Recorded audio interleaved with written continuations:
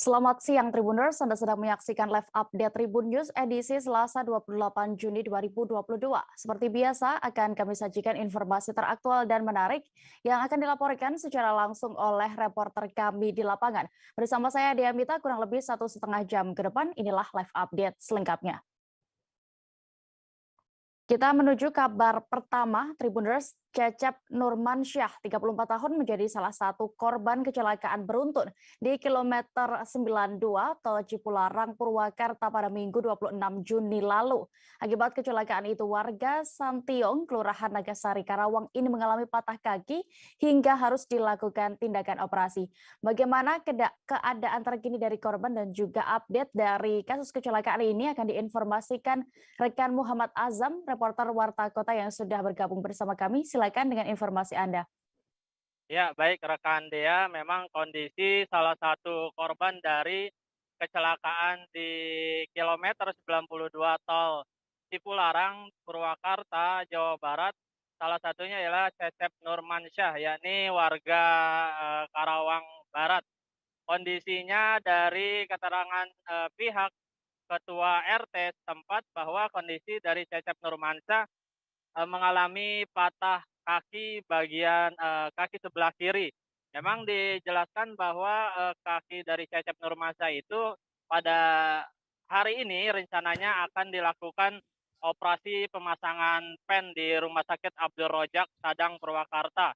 Kondisi Cecep Nurmansyah dalam kecelakaan di tol Cipularang kilometer 92 ketika itu dijelaskan bahwa dia baru saja pulang dari wilayah Bandung, Jawa Barat bersama ke-8 orang, teman-temannya. Dari 8 orang itu salah satu korbannya ialah, Cecep Nurmansyah, begitu juga dengan 3 orang teman lainnya mengalami luka ringan. Memang untuk kondisi Cecep Nurmansyah yang, dalam kejadian kecelakaan itu merupakan pengemudi dari, mobil tersebut yang dikendari oleh Cecep Nurmansyah. Kondisi mobil, Cecep Nurmansyah juga terlihat dalam, foto atau dalam, yang ditunjukkan oleh dari ketua RT setempat cukup ringsek parah pada bagian depan maupun, belakang daripada kendaraan, Cecep Nurmansyah dalam kejadian kecelakaan tersebut. Diketahui juga memang kecelakaan yang terjadi di kilometer 92 Tol Cipularang, Purwakarta terjadi pada hari, Senin malam pada pukul 20.22. Dalam kecelakaan beruntun itu melibatkan ada belasan kendaraan. Dari kecelakaan itu juga 4 orang mengalami luka berat dan 17 orang lainnya mengalami luka ringan. Mereka semua dirawat di Rumah Sakit Abdul Rojak di Purwakarta maupun Rumah Sakit, Siloam di wilayah Purwakarta. Seperti itu, Dea. Baik, Tribuners, terkait ini juga rekan Azam sudah mendapatkan keterangan dari Ketua RT setempat, Agus Sopian. Berikut liputan lengkapnya kami tampilkan. Yang empat sudah pulang. Nah, untuk yang 4 lagi baru ketemu Cecepnya aja, yang 3 entah di mana. Mungkin yang bisa disampaikan itu saja. Untuk luka, saudara Cecep itu luka di kaki sebelah kiri. Rencana besok ada tindakan, katanya harus dipasang pen, masih tetap di Rumah Sakit Abdul Rojak Sadang. Ini udah lama jadi warga. Udah semenjak lahir dia warga kami. Semenjak lahir dia warga kami, kebetulan orang tuanya sudah pada meninggal dan sempat kecelakaan juga dulu. Ya, mungkin luka sekarang tuh masih di kaki kiri juga. Saat ini berarti masih perawatan ya, Pak? Ya, masih dalam perawatan di Rumah Sakit Abdul Rojak Sadang. Itu habis dari mana? Dari mananya yang jelas dari Bandung, cuman Bandungnya dari mana saya juga kurang paham karena baru dapat informasi barusan. Tadi menggunakan mobil rental ya, Pak? Ya, menggunakan mobil rental, 8 orang rombongan, kebetulan saudara Cecep yang bawa. Itu keluarga semua 8 orang itu atau? Bukan, teman-temannya. Oh, teman-teman. Nah, teman-temannya. Oh, kalau informasi berarti namanya siapa, Cecep? Cecep Nurmansyah.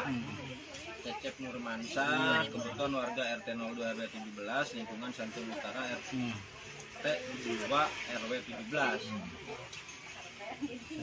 Dari penuturan keluarga apa aja tadi Pak?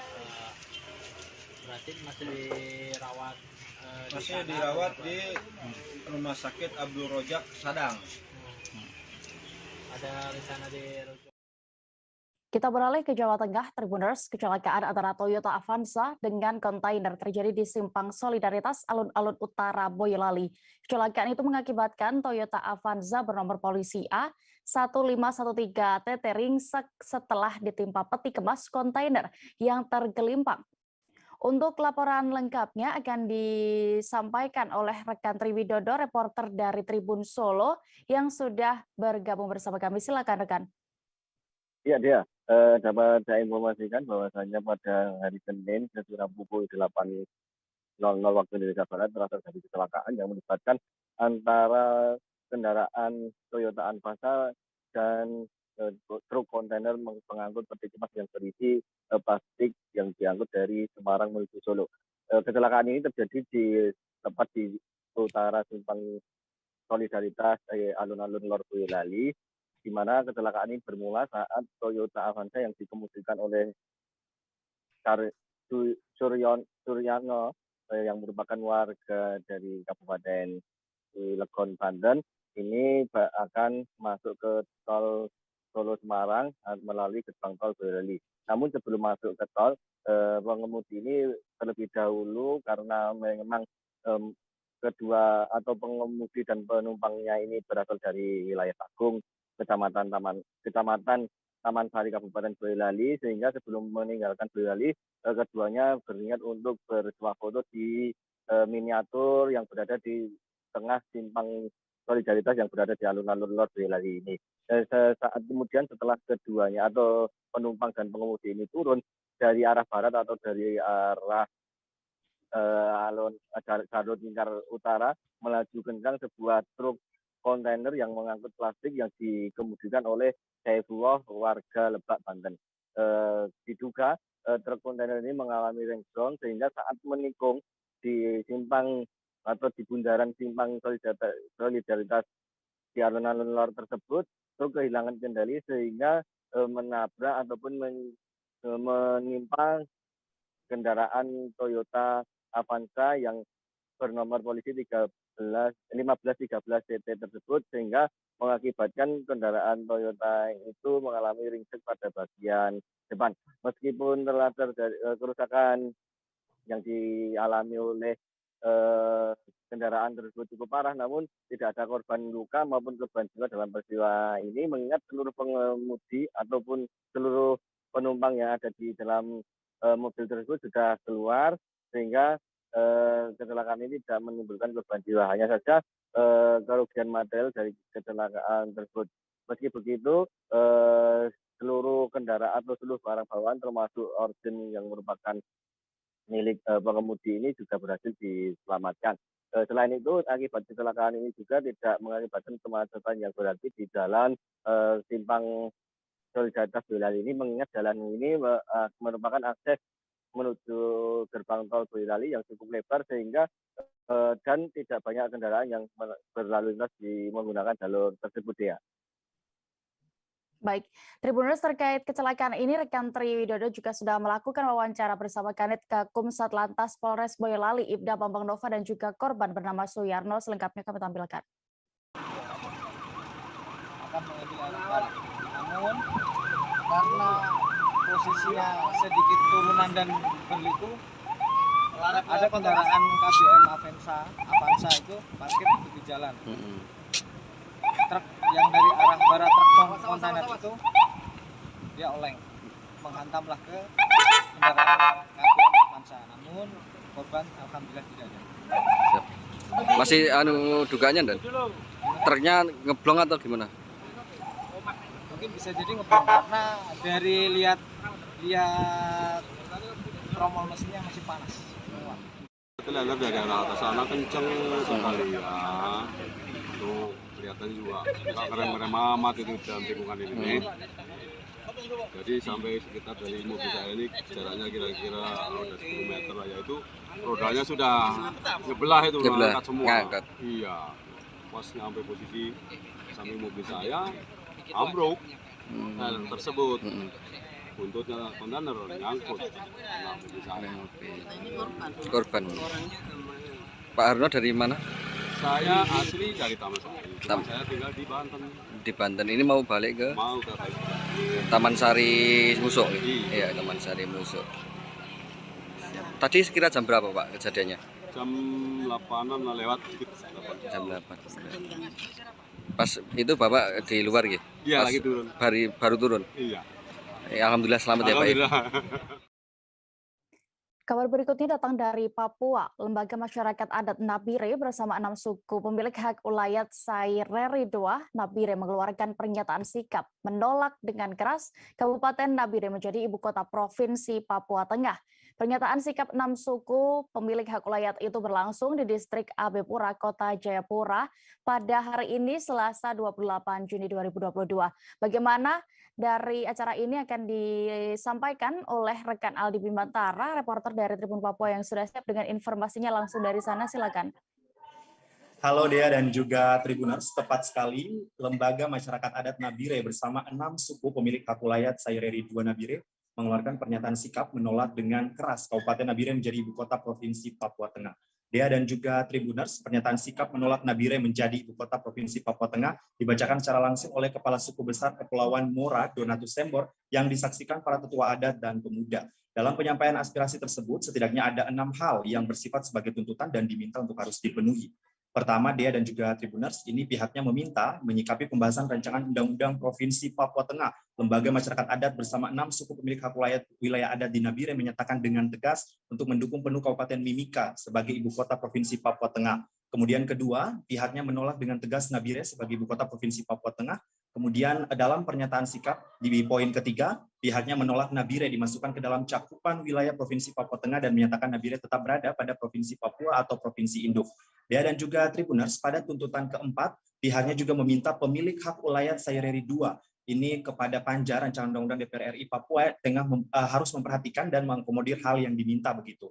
Kemudian pada tuntutan ke-6 mereka juga menyatakan dukungan penuh terhadap pernyataan Gubernur Papua Lukas NMB untuk melakukan pemekaran berdasarkan 7 wilayah adat. Dea dan juga Tribuners, dapat saya informasikan dalam kesempatan pembacaan pernyataan sikap tersebut dihadiri oleh Kepala Suku Besar Iaur Saul Waiwowi, Kepala Suku Besar Kepulauan Mora Donatus Sembor, Kepala Suku Napan Yusuf Sayori, dan Ketua Pemuda Adat Wilayah Saireri II Nabire Ali Kagiai.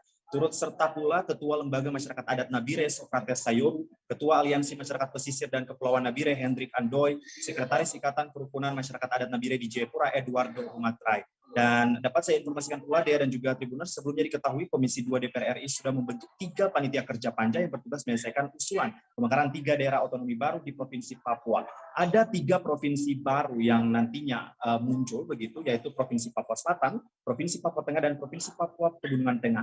Namun Dea dan juga Tribuners, ini untuk Provinsi Papua Tengah sendiri, ibu kotanya masih belum ditentukan hingga kini. Lantas kedua daerah yakni Timika dan Nabire muncul ke permukaan dan diperdebatkan publik. Mana begitu yang lebih cocok untuk menjadi ibu kota Provinsi Papua Tengah apabila terjadi pemekaran. Dari Kota Jayapura, Papua, Aldi Bimantara, Tribun Papua melaporkan, kembali ke Dea di studio. Baik, terima kasih rekan Aldi, dan berikut Tribuners kami tampilkan keterangan dari Kepala Suku Besar Kepulauan Mora Donatus Sembor terkait ini selengkapnya. Lembaga Masyarakat Adat Nabire bersama 6 suku pemilik hak ulayat Saireri II Nabire, Lembaga Masyarakat Hukum Adat Wilayah Saireri II Nabire, nomor /2 004 BLB Nabire SK 8/2022 tentang aspirasi dan pernyataan sikap 6 suku pemilik hak ulayat dan masyarakat adat Saireri II Nabire dengan menyikapi pembahasan rancangan Undang-Undang Provinsi Papua Tengah bersama ini, kami Lembaga Masyarakat Adat bersama 6 suku pemilik hak ulayat wilayah adat Nabire menyatakan dengan tegas bahwa /2 1. Mendukung penuh Kabupaten Mimika sebagai ibu kota Provinsi Papua Tengah. 2. Menolak Nabire sebagai ibu kota Provinsi Papua Tengah. 3. Menolak Nabire dimasukkan ke dalam cakupan wilayah Provinsi Papua Tengah dan menyatakan Nabire berada pada Provinsi Papua garis milik Provinsi Induk. 4. Meminta kepada Asosiasi Bupati Mepago agar tidak memaksakan kehendak untuk memasukkan Nabire dalam cakupan wilayah Provinsi Papua Tengah. 5. Meminta kepada Panja RUU DPR RI Papua Tengah untuk memperhatikan dan fakta baru pembunuhan seorang ibu oleh anak kandungnya yang bernama Jamal Mirdad pada Jumat 24 Juni 2022 lalu di Bangka Tengah. Pembunuhan itu terjadi di rumah korban, tepatnya di Desa Pinang Sebatang, Kecamatan Simpang Katis. Pembunuhan itu ternyata sudah direncanakan 1 hari sebelumnya oleh pelaku. Untuk kronologi lengkapnya dan juga bagaimana hasil rekonstruksi terbaru akan dilaporkan. Saat ini kami sudah terhubung dengan reporter Bangka Pos, ada rekan Arya Bima Mahendra. Silakan dengan informasi Anda. Baik, terima kasih rekan Dea dan pemirsa Tribunas. Perlu saya sampaikan bahwa memang pada hari kemarin, tepatnya hari Senin tanggal 27 Mei tahun 2022, Polres Bangka Tengah menggelar proses rekonstruksi ataupun reka ulang adegan terhadap kasus pembunuhan seorang wanita parubaya bernama Fauzia berumur 59 tahun yang ternyata dibunuh oleh anak kandungnya sendiri yang bernama Jamal Mirdad berumur 31 tahun pada hari Jumat kemarin tanggal 24 Juni tahun 2022 sekira pukul 2 dini hari di Desa Pinang Sebatang, Kecamatan Sipakatis, Kabupaten Bangka Tengah. Diketahui bahwa dalam rekonstruksi tersebut ada sebanyak 17 adegan yang diperagakan oleh Jamal Mirdad ketika memang sudah berencana menghabisi nyawa ibunya sehari sebelum kejadian. Diketahui bahwa kronologi pembunuhan tersebut bermula pada hari Kamis tanggal 23 Juni tahun 2022, di mana pada sore hari sekitar pukul 5:30 sore Jamal Mirdad membuat langkah jejak kaki di salah satu bagian jendela rumahnya yang mengarah ke rumah tangganya. Nah, kala itu malam harinya pada masih hari Kamis, Jamal Mirdad kemudian pergi bersama 3 orang rekannya ke salah satu tempat prostitusi yang ada di Kota Pangkal Pinang, Provinsi Kepulauan Bangka Belitung. Di tempat prostitusi tersebut, Jamal Mirdad memang diketahui sempat pesta miras ya bersama dengan ketiga rekannya. Bahkan dirinya juga sempat hendak menyewa PSK yang ada di sana. Namun kala itu PSK yang dia sewa sedang berhalangan ya ataupun sedang datang bulan, sehingga setelah niat ataupun hasratnya tersebut tidak tersampaikan, Jamal Mirdad dan ketiga rekannya tersebut kembali ke rumahnya masing-masing. Barulah sekitar pukul 2 dini hari pada hari Jumat 24 Juni tahun 2022, Jamal Mirdad kembali ke kediamannya yang memang kala itu dia memang masih tinggal berdua dengan ibunya yang bernama Fauzia. Kala itu Jamal Mirdad memasuki rumah dan melihat ibunya sedang tertidur di salah satu ruangan ataupun di ruang tamu rumahnya. Kala itu dia pun langsung membekap ibunya dengan cara menutup saluran pernapasan baik itu hidung atau mulut menggunakan tangan kanannya, sedangkan tangan kirinya digunakan untuk memegang dada ibunya tersebut agar tidak berontak. Alhasil berdasarkan dari hasil penyelidikan kepolisian diketahui 5-10 menit kemudian ibu Jamal Mirdad ataupun ibu kandungnya sendiri itu meninggal karena mati lemas ya ataupun kehabisan napas. Mirisnya lagi kemudian Jamal Mirdad juga sempat mengelabui ataupun hendak mengecoh kepolisian karena setelah membunuh ibunya tersebut dirinya sempat mengambil sebilah golok ataupun parang di bagian dapur dan merusak salah satu jendela rumahnya dan membuat skenario seolah-olah kejadian tersebut ataupun kematian ibunya dikarenakan oleh aksi perampokan. Setelah itu dirinya juga langsung berpura-pura mengabari para tetangga dan teman-temannya untuk mengabarkan bahwa ibunya telah dibunuh oleh perampok. Namun alangkah sialnya kepolisian juga berhasil mengetahui bahwa keterangan palsu dari Jamal Mirdad tersebut adalah skenario yang ia buat sendiri, karena memang dirinya sendiri adalah pelaku pembunuhan terhadap ibu kandungnya dengan motif ingin menguasai harta ataupun barang-barang berharga milik ibu kandungnya sendiri. Karena memang berdasarkan informasi yang kami dapatkan, sehari-harinya Jamal Mirdad ini adalah seorang penjudi berat ataupun seorang penjudi berat, bahkan juga kerap mabuk-mabukan dan pergi ke tempat prostitusi. Sedangkan untuk mata pencahariannya sendiri ini tidak menentu, bahkan kerap menganggur ya Jamal Mirdad ini, sehingga kemudian dirinya meninggalkan banyak hutang ke sana kemari, dan untuk itulah dirinya berencana menghabisi nyawa ibunya untuk kemudian mengambil barang-barang berharga dan membayar hutang. Berdasarkan hasil wawancara kami kepada Kapolres Bangka Tengah, AKBP Muhammad Rizam Sutaryo, diketahui bahwa Jamal Mirdad dikenai pasal 340 KUHP tentang pembunuhan berencana, yang mana dalam pasal tersebut tindakan pelanggaran terhadap pasal tersebut akan dikenai ancaman hukuman maksimal hukuman mati ataupun penjara seumur hidup, atau bahkan ancaman hukuman penjara minimal 20 tahun. Mungkin demikian yang bisa saya laporkan. Rekan Dea kembali ke studio. Baik, Tribuners, rekan Arya Bima juga sudah melakukan wawancara bersama sejumlah pihak terkait, yakni Kapolres Bangka Tengah dan juga kakak dari pelaku. Berikut keterangannya kami tampilkan. Pembunuhan berencana ataukah memang pembunuhan biasa? Ya, dari hasil olah TKP dan keterangan sejumlah saksi dan tersangka, patut diduga ini memang arahnya ke pembunuhan berencana. Jadi tersangka ini memang sudah merencanakan aksi ini. Hal itu dapat dilihat dari perbuatannya yang membuat jejak kaki, ya. Ya, berarti dia ini sudah di mindset itu ingin men-setting bahwa nanti kalau ini terjadi seolah-olah ini adalah sebuah pencurian. Jadi ada orang yang meninggalkan jejak kakinya, padahal itu jejak kaki yang dia buat sendiri. Kemudian juga dia mempermainkan jarinya di alat kelamin korban, sehingga seolah-olah ini adalah sebuah perampokan yang disertai dengan pemerkosaan. Demikian itu kira-kira. Sanksi hukum akan dijalani tahanan ataupun pelaku berapa?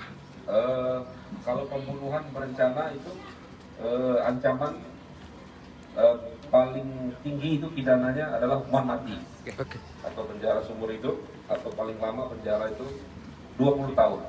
Tadi ada pelukan juga dengan adik yang terancam hukuman mati, bang, seperti apa? Ya kalau aku konsultasi sama dia, istilahnya kan, dek, istilahnya abang tetap menganggap adik abang. Hubungan saudara antara abang dengan adik tak pernah putus. Nah, itulah darah daging kedua orang tua kami. Nah, sekarang ini ku tidak bisa menzolimi adikku sendiri. Sedangkan ku ke depannya belum tahu skenario apa yang aku jalani. Nah, tapi istilahnya doa ibu, doaku istilahnya walaupun almarhum. Istilahnya sama adik, istilahnya pintu taubat selalu terbuka, karena pintu taubat Allah Ta'ala selalu terbuka kepada hamba-hambanya. Jadi walaupun seumur hidup, istilahnya dengan perilaku di sana nanti kan dibimbing, dibina, dengan perilaku itulah dianya bisa. Nah, kalau aku secara pribadi, secara abangnya sendiri tidak menuntut apa-apa, tetapi biarlah undang-undang yang menentukan istilah secara hukum. Jadi kalau sesuai hukum aja berarti bang ya? Untuk putusannya sesuai dengan hukum yang seadil-adilnya. Istilahnya dalam bidang ini, siapa yang menuai, yang menanam benih, istilahnya dia yang memetik hasil. Jadi pihak keluarga tetap sesuai ikut prosedural ya? Kita menuju Kalimantan Timur, Satres Narkoba Polresta Balikpapan menggerebek sarang gembong narkoba. Lokasinya berada di pesisir daerah Karyangau, Balikpapan Barat, Balikpapan, di mana sasarannya terduga gembong narkoba yang diketahui berinisial G. Untuk informasi lebih detailnya terkait penggerebekan ini akan disampaikan oleh reporter Tribun Kaltim. Kami sudah terhubung dengan rekan Muhammad Zain di sana. Silakan rekan. Tapi rekan Dea tepat melaporkan dari Kota Balikpapan, Provinsi Kalimantan Timur. Karena sebelumnya dari Satres Narkoba Polresta Balikpapan melakukan upaya represif untuk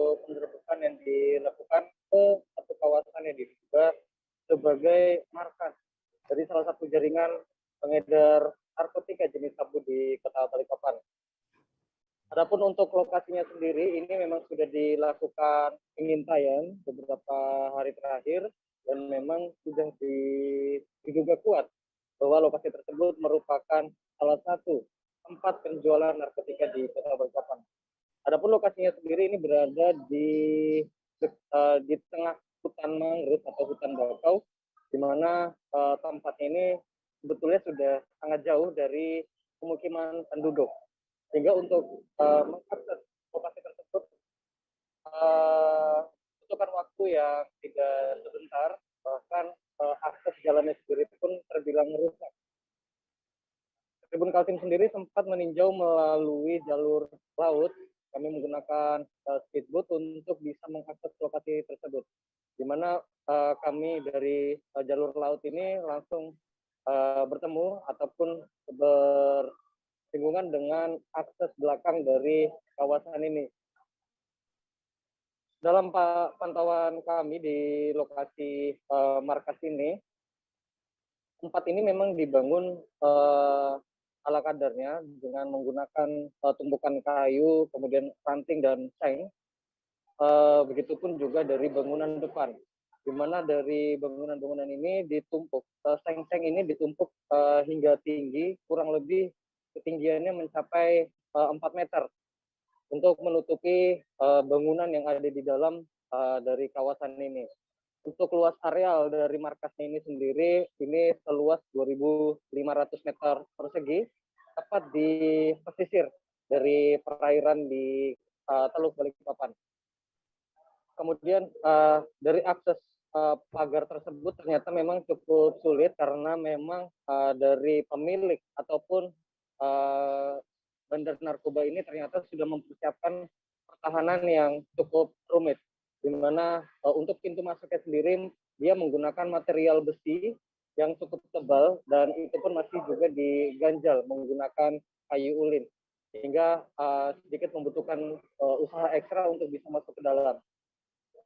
Kami menduga dan dari markas ini belum lama ditinggalkan oleh penghuninya, di mana ada satu rumah yang berada di dalam dan di mana untuk di dalam kami temukan beberapa ruangan pendingin ruangan yang masih hidup, kemudian kipas yang masih menyala dan juga ada bekas sisa pembakaran yang belum lama padam.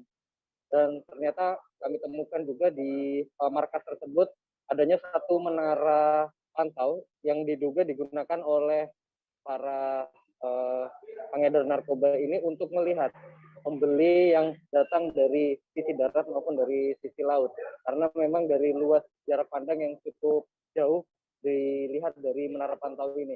Untuk menara pantaunya sendiri ini ada setinggi 8 meter yang berada di dalam rumah itu sendiri, di mana rumahnya ini rumah utama dari markas ini ada dua tingkat dan itu langsung menyatu ke menara pantau.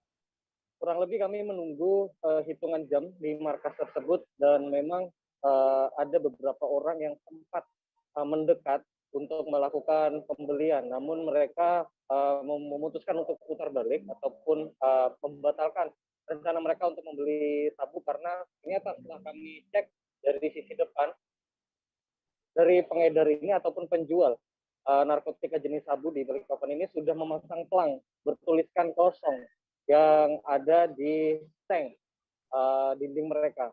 Kemudian kami juga temukan di situ untuk transaksinya sendiri ternyata melalui loket, melalui loket yang dibuat menggunakan pipa paralon, di mana untuk modusnya nanti dari para pembeli memasukkan uang ke dalam paralon tersebut dan nantinya dari sisi dalam rumah para penjual ini akan mengeluarkan sabu-sabu yang menggunakan alat pancing untuk mendorongnya keluar. Karena memang belum ada penangkapan terhadap pengintaian dari Satres Narkoba Polres Balikpapan ini, untuk ke depan nantinya akan dilakukan pengintaian ulang. Sementara dari pihak kepolisian juga sudah mengamankan beberapa barang bukti yang memungkinkan para penghuni dari markas ini adalah pengedar narkotika jenis sabu di Kota Balikpapan. Mungkin demikian yang bisa dilaporkan dari Balikpapan. Terima kasih, Dea. Baik, terima kasih rekan Muhammad Zain untuk laporan Anda dari Kalimantan Timur. Selamat kembali bertugas. Kita beralih ke informasi berikutnya. Sepasang kekasih tega melakukan percobaan aborsi janin yang berumur 7 bulan di sebuah losmen kawasan Kota Bengkulu.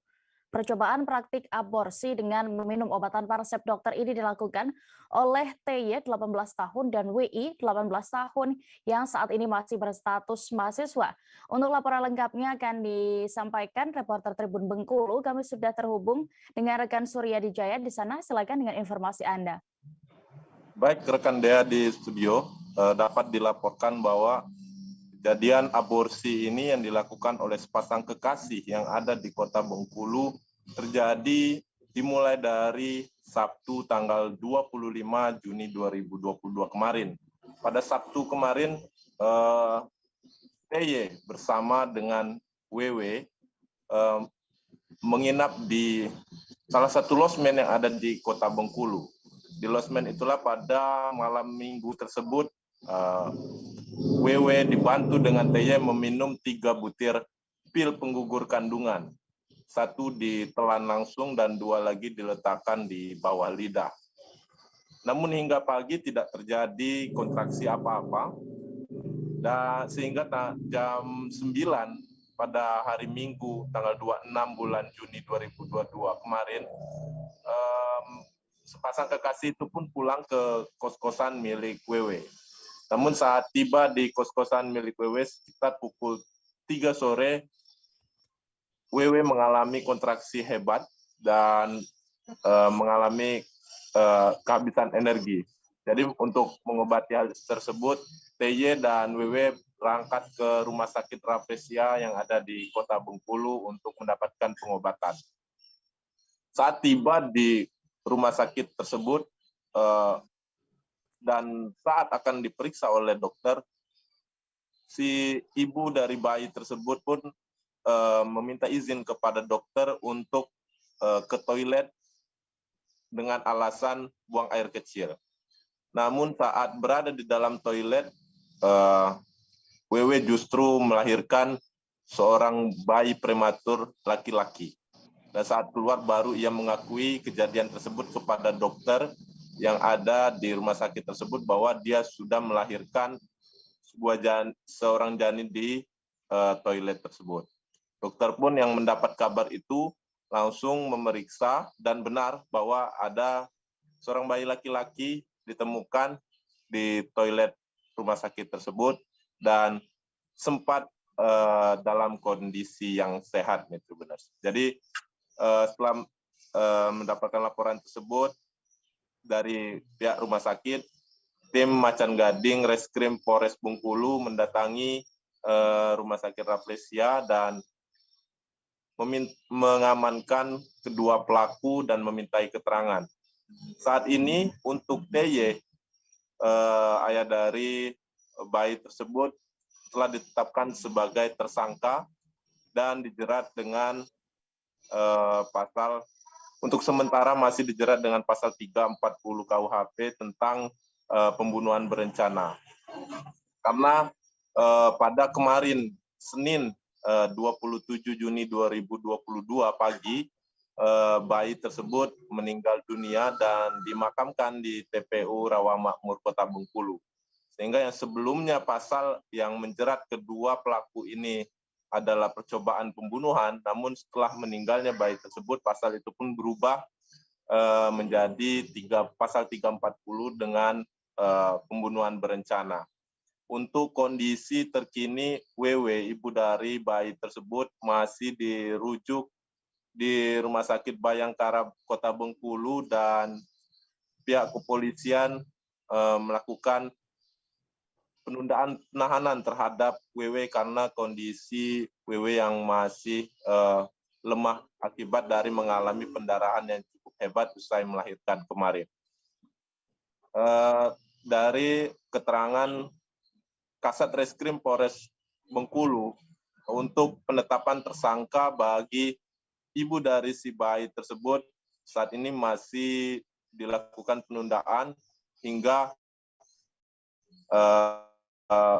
kondisi dari ibu tersebut benar-benar membaik. Sekian Dea, laporan yang dapat disampaikan. Ya, Tribuners, berikut kami tampilkan hasil wawancara rekan Suryadi Jaya bersama AKP Welliwanto Malau selaku Kasat Reskrim Polres Bengkulu terkait kasus ini. Selengkapnya kami tampilkan. Bayinya sendiri sejauh ini seperti apa dan di mana? Tadi pagi dapat info laporan dari Pak Kanit Tipiter, Pak Salomo dari rumah sakit melaporkan bahwasanya si korban bayi anak tersebut telah meninggal dunia yang kemudian dimakamkan di daerah Rawamakmur, pemakaman Rawamakmur oleh pihak keluarga si perempuan. Oke, untuk kondisi wanita sendiri? Jam 7 pagi ya. Kondisi wanita? Ini kondisi wanita masih dirawat, kita rujuk ke Bayangkara saat ini. Untuk statusnya sudah ditetapkan sebagai tersangka? Belum.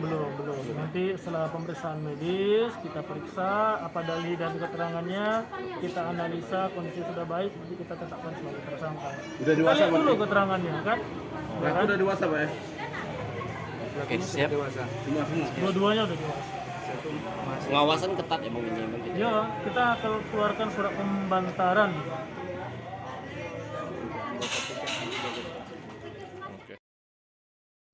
Izin usaha 12 gerai tempat hiburan malam Holy Wings di ibu kota resmi dicabut oleh Pemprov DKI Jakarta. Alasannya karena dinilai menyalahi aturan perizinan usaha. Penyalahgunaan izin ini baru terungkap seusai polemik promo minuman keras bagi pemilik nama Muhammad dan Maria. Untuk lebih detailnya terkait ini akan dilaporkan rekan Dionysius Arya Bimasuci, reporter dari Tribun Jakarta yang sudah bergabung bersama kami. Silakan rekan. Iya, Tribuners, jadi Gubernur DKI Jakarta Anies Baswedan memerintahkan jajarannya untuk menutup tempat hiburan Holy Wings. Total ada 12 gerai Holy Wings yang tersebar di ibu kota yang ditutup Pemprov DKI Jakarta. Ke-12 gerai itu ada di Kelurahan Tanjung Duren Utara Jakarta Barat, Holy Wings Kalideres, Holy Wings Kelapa Gading, Tiger Dragon, Holy Wings Peak, Holy Wings Reserve Senayan, Holy Wings Epicentrum, Holy Wings Mega Kuningan, Garrison, Holy Wings Gunawarman, dan Vendetta Gatsu. Namun pencabutan izin dilakukan bukan karena promo minuman keras pemilik nama Muhammad dan Maria. Pencabutan izin dilakukan karena Holy Wings melakukan penyalahgunaan izin usaha.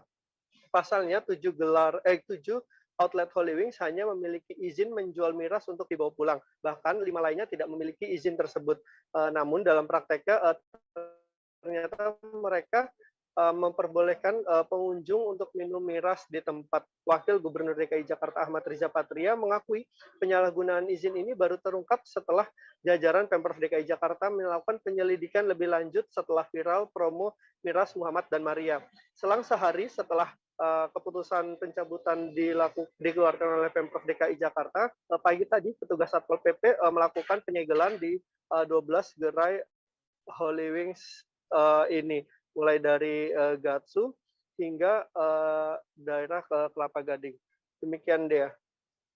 Baik, Tribuners rekan Dion juga sudah mendapatkan keterangan langsung oleh Wagub DKI Jakarta Ahmad Riza Patria. Berikut informasinya. Nanti PTSP yang menyampaikan ke BKPM. Nanti sepenuhnya diserahkan ke BKPM. Pak, tebet ekopat kan terakhir ditutup sampai akhir Juni ini, nanti kapan dibuka lagi Pak? Ya nanti kita lihat, masih dia sampai selesai dulu ya, nanti dikabarin detailnya. Pak Riza, penutupan 12 outlet Holy Wings itu artinya nggak berkaitan dengan promo miras ya Pak? Karena kan kalau yang dari rilis DKI itu karena urusan administrasi aja Pak yang belum lengkap. Ya memang setelah dicek ada beberapa yang tidak memenuhi syarat administrasi. Artinya itu baru dicek setelah promo ini ramai gitu ya Pak? Ya memang kan semua itu kan perlu ada evaluasi pengecekan. Ya memang berawal dari kasus promo miras. Ya. Nah, atas dasar itu kami kan merekomendasikan ke PTSP nanti merekomendasikan ke BKPM sesuai dengan Undang-Undang Cipta Kerja. Ya. Kemudian terkait dengan ada administrasi izin-izin yang belum lengkap itu juga menjadi salah satu penyebabnya. Pak, kan kalau misalnya pelaku usaha yang udah dicabut izinnya biasanya mengganti nama nih Pak siasatnya nih Pak. Kalau Holy Wings nantinya operasi lagi dengan ganti nama gimana Pak? Ya memang itu juga terjadi di beberapa tempat ya. Ya kan kalau satu usaha kalian buka usaha, buka warung, melanggar, warung kalian ditutup. Kan kalau buka warung lagi yang lain kan selama ketika buka warung lagi, umpamanya warung nasi sesuai dengan aturan, ketentuan, izin-izin kan boleh. Tidak berarti hak kalian usaha dihilangkan. Yang dicabut itu kan izin usahanya terkait tempat tersebut yang dianggap melanggar. Tapi orangnya tetap punya hak. Dan sudah diprosesnya. Jadi sekali lagi terkait izin memang kewenangan daripada pemerintah. Beredar video viral kontingen Pesta Paduan Suara Gerejawi atau Pesparawi asal Maluku dijemput menggunakan truk Satuan Polisi Pamong Praja saat hendak pulang ke Kota Ambon. Si perekam video pun menyalahkan Lembaga Pengembangan Pesparawi Daerah atau LPPD Maluku karena dianggap memberikan perlakuan yang tidak layak kepada kontingen Pesparawi Maluku. Untuk lebih detailnya dan juga fakta di lapangan terkait ini akan disampaikan rekan Dedi Aziz, reporter dari Tribun Ambon yang sudah bergabung. Silakan.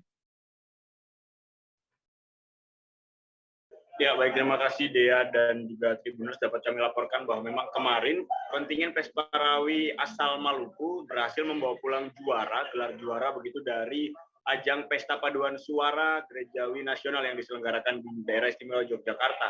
Nah, pada kepulangannya sendiri, tim Pesparawi Maluku atau kontingen Pesparawi Maluku ini mendapatkan perlakuan yang tidak layak begitu. Pasalnya ketika mereka berangkat, mereka diantarkan, mereka sampai di sana, kemudian ketika mereka balik, mereka dijemput dengan mobil truk Satpol PP, satu unit mobil truk Satpol PP di mana yang awalnya dikira satu unit mobil truk Satpol PP itu dipakai untuk mengangkut barangnya seperti waktu keberangkatan, ternyata barang dan masing-masing musisi-musisi sebanyak 201 musisi tersebut harus menumpang di mobil truk Satpol PP. Tidak sampai di situ, ketika sampai di Ambon, tim atau kontingen Pesparawi asal Maluku ini kembali diterlantarkan oleh LPPD begitu, atau Lembaga Pengembangan Paduan Suara Gerejawi Maluku begitu. Mereka diterlantarkan tidak mendapat jemputan di Bandara Internasional Patimura begitu. Mereka sudah menunggu sekitar 2 jam dan hingga 2 jam begitu tidak ada penjemputan sama sekali. Dan sampai saat ini kami sedang mencoba untuk mengkonfirmasi Ketua LPPD begitu atau Lembaga Pengembangan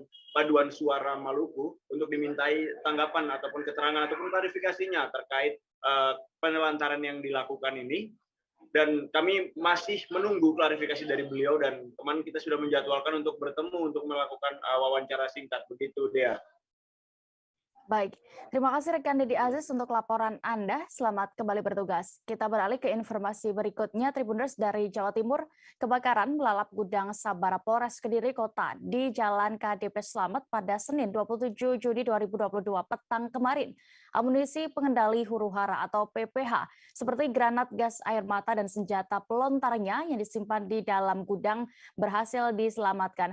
Bagaimana terkait kronologi kejadian kebakaran ini dan juga penyebabnya akan dilaporkan oleh reporter Surya. Kami sudah terhubung dengan rekan Didik Mas Hudi di sana. Silakan dengan informasi Anda. Ya, selamat siang rekan Dia dan Tribuners sekalian. Jadi kemarin sore sampai malam ada kebakaran yang melalap gudang logistik Sabara Polres Kediri Kota. Nah, di dalam gudang ini banyak terdapat benda-benda inventaris, diantaranya sepeda motor, dan juga tameng, helm, dan juga jaket anti huru-hara, dan juga yang cukup berbahaya di dalam gudang logistik ini juga ada bahan peledak, diantaranya granat gas air mata, dan juga senjata pelontar granat. Nah, ini yang alhamdulillah dari hasil pemadaman yang dilakukan oleh petugas Damkar atau PMK Kota Kediri yang kemarin setidaknya belasan kali mengirimkan air untuk proses pemadaman di gudang logistik Sabara Polres Kediri Kota. Dengan kerjasama yang baik, kemudian kebakaran ini berhasil dipadamkan sekitar 1 jam kemudian. Jadi kebakaran mulai pukul 16 atau jam 4 dan sekitar pukul 5 sore itu sudah berhasil dipadamkan. Dari penjelasan Kapolres Kediri Kota, akibat kebakaran ini sempat mengeluarkan tahanan yang ada di dalam sel. karena dikhawatirkan terjadi mereka asapnya itu kemana-mana.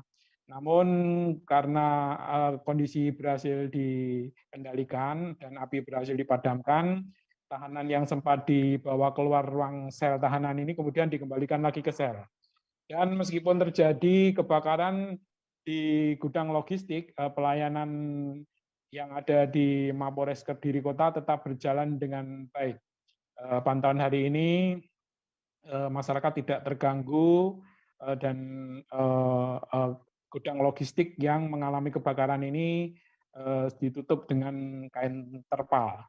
Dan dari saksi mata diduga kebakaran ini akibat hubungan arus pendek atau konsleting, karena salah satu saksi mata yang kebetulan ada di seberang jalan dari gudang logistik ini mengetahui saat kebakaran itu ada kabel yang mengarah ke AC itu yang menyala. Demikian rekan Dea. Baik, Tribuners terkait ini rekan Dede juga sudah mendapatkan keterangan dari Kapolres Kediri Kota AKBP Wahyudi dan juga saksi mata saat kejadian Sutikno. Selengkapnya kami tampilkan.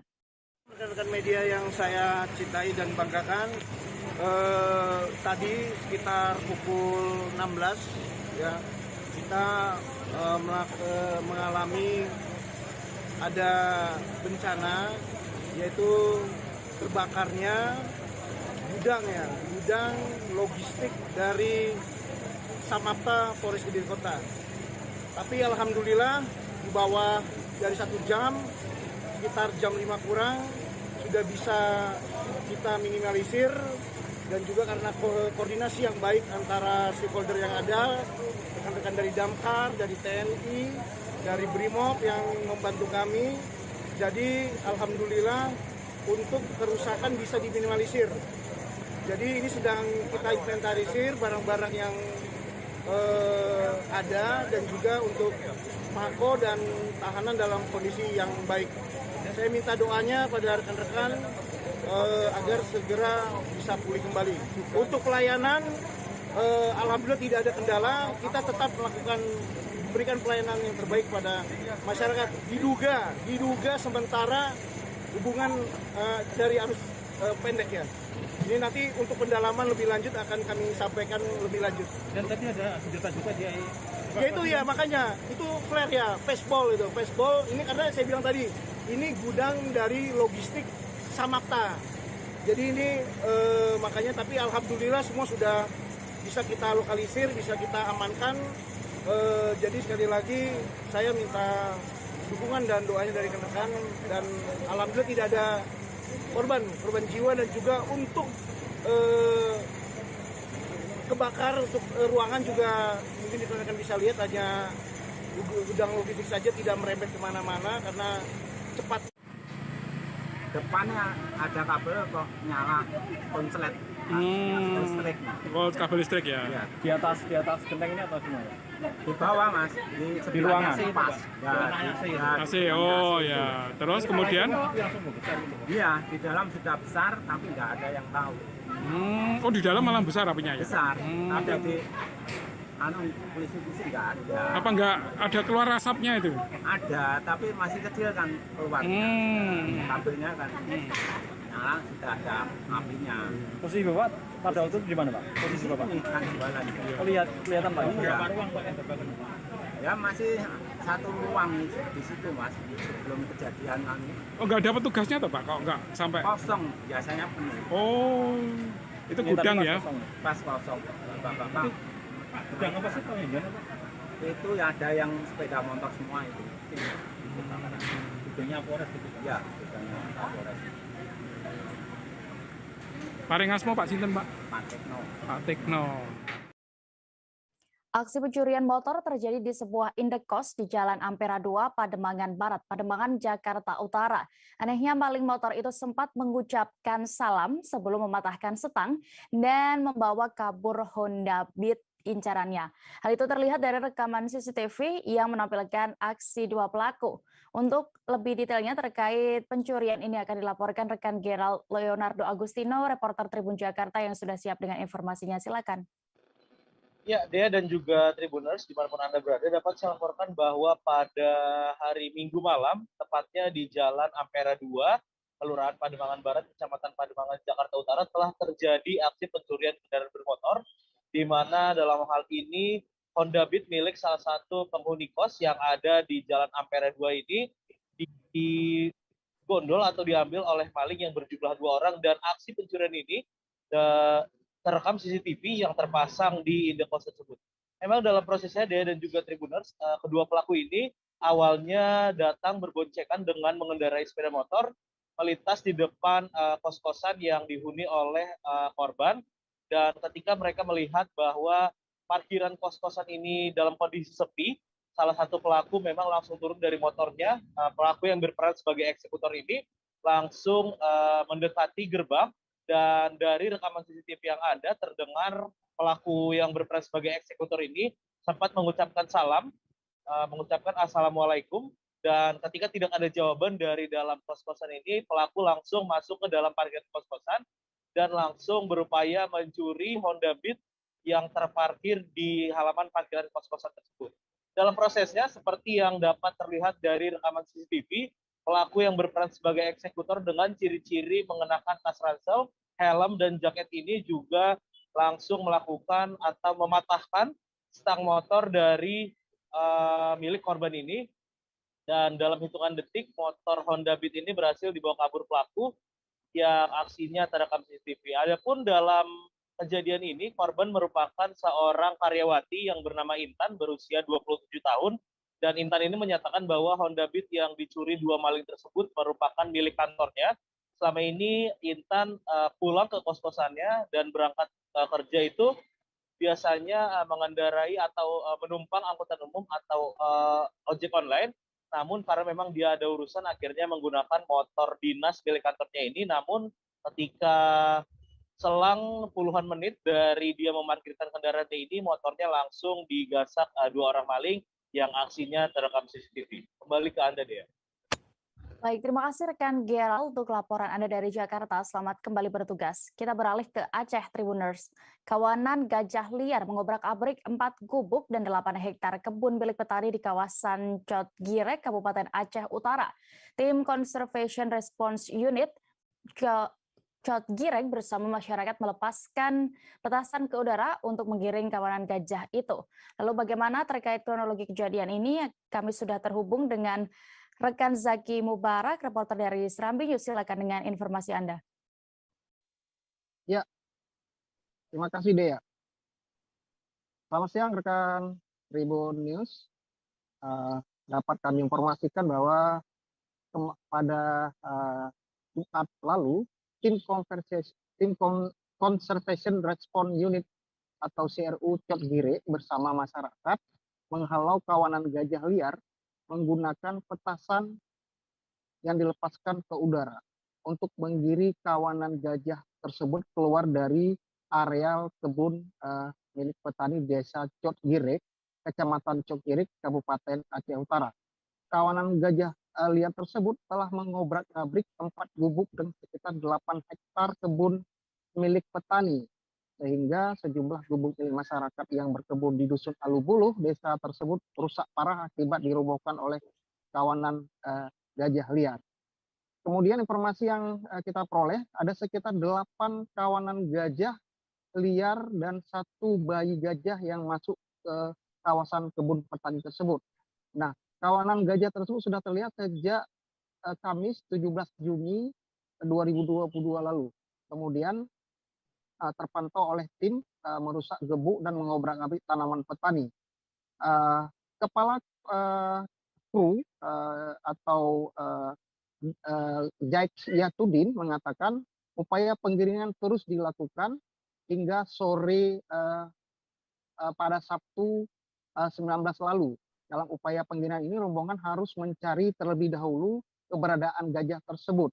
Nah, sampai saat ini petugas masih melakukan upaya untuk menunggu bagaimana langkah-langkah berikutnya dalam melihat kondisi gajah tersebut bergerombolan di mana saja di areal kebun tersebut. Kemudian terakhir kita dapat informasi bahwa kawanan gajah tersebut sudah keluar dari areal kebun, namun mereka tidak jauh dari lokasi kebun-kebun milik petani, sehingga tim CRU masih menunggu masih memantau keadaan di sekeliling agar gajah tersebut tidak lagi masuk dan menghalau dengan menggunakan petasan, Dea. Baik, terima kasih rekan Zaki Mubarak untuk laporan Anda dari Aceh. Selamat kembali bertugas. Kita beralih ke Provinsi Jambi. Anjloknya harga tandan buah segar atau TBS kelapa sawit juga terjadi di Provinsi Jambi. Petani di Desa Teluk Langkap, Kecamatan Sumai, Kabupaten Tebo, memilih tidak memanen buah sawit mereka. Mereka bahkan membiarkan buah sawit itu membusuk di pohon. Terkait ini, kami sudah terhubung dengan reporter Tribun Jambi, ada rekan Sopianto. Silakan dengan informasi Anda. Oke, selamat siang Tribuners. Dapat saya informasikan dari Provinsi Jambi, tepatnya di Kabupaten Tebo, terkait akibat anjloknya harga tandan buah segar TBS kelapa sawit di Provinsi Jambi mengakibatkan petani di Desa Teluk Langkap, Kecamatan Sumai, Kabupaten Tebo memilih tidak memanen buah kelapa sawit dan membiarkan sawit itu membusuk di pohon. Informasi yang diterima, salah seorang petani di Desa Teluk Langkap, Kabupaten Tebo sudah lama tidak memanen buah sawit dikarenakan TBS saat ini merosot jauh. Nah, dia menilai harga TBS tidak sesuai dengan upah panen dan yang dikeluarkan. Hal itu diungkapkan oleh salah satu seorang warga di Kecamatan Sumai, tepatnya di Desa Teluk Langkap, Fahmi, salah satu ia mengatakan benar petani di Desa Teluk Langkap tidak memanen buah sawit mereka melihat harga TBS saat ini tidak sesuai dengan kebutuhan sehari-hari, belum lagi upah panen dan upah lansir. Fahmi menyebut petani tersebut tidak memanen sejak harga di bawah 2.000 hingga saat ini. Kata Fahmi, hingga saat ini buah tersebut busuk di pohon. Nah, menurut Pak Fahmi, petani menilai upah panen dan upah lansir menuju ke pengepul itu tidak sesuai yang dikeluarkan. Nah, informasi terakhir yang saya terima, harga TBS di Kabupaten Tebo saat ini 400 hingga 600 rupiah. Nah, bahkan pengepul di Kabupaten Tebo, tepatnya di Desa Teluk Langkap, saat ini tidak menerima TBS. Nah, jelaskan Fahmi, saat ini di Desa Teluk Langkap hampir 85% itu petani sudah beralih berkebun ke sawit. Nah, dirinya menilai kalau harga seperti ini masyarakat mau makan apa. Nah, mungkin demikian rekan Dea. Baik, Tribuners, terkait ini rekan Sopianto sudah melakukan wawancara langsung bersama salah satu warga Desa Teluk, yakni Fahmi. Berikut laporannya. Itu sudah berapa lama Bang yang tidak dipanen itu Bang? Sudah lama, sejak sawit tidak normal ini tidak mau lagi warga yang manen. Dihitung sama upah panen sama upah lansir ada yang tidak sesuai.